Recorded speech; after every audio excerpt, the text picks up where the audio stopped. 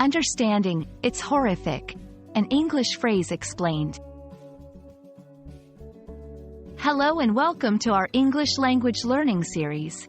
Today, we're going to dive into a common but powerful English phrase, it's horrific.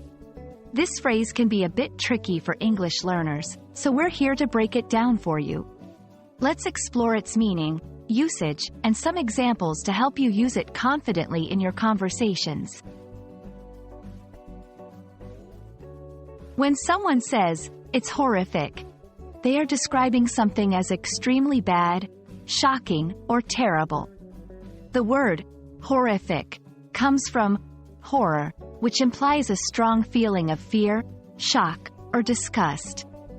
This phrase is often used to express a strong negative reaction to events, situations, or even movies and stories that are very disturbing or frightening.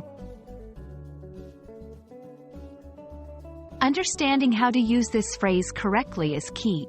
It's typically used to describe situations that are extremely unpleasant or upsetting. For example, after watching a scary movie, that movie was horrific. I couldn't sleep at night. In reaction to bad news, the news about the earthquake is horrific. I hope everyone is safe. It's important to use this phrase only in situations that truly warrant such a strong expression. One common mistake learners make is overusing "it's horrific" for situations that are not extremely bad. Remember, it's a phrase reserved for the most shocking or upsetting scenarios. Using it for minor inconveniences can sound overly dramatic. I hope this video helps you understand and use the phrase, "it's horrific," correctly in English. Remember, it's a powerful phrase meant for expressing strong negative emotions towards truly disturbing or shocking situations.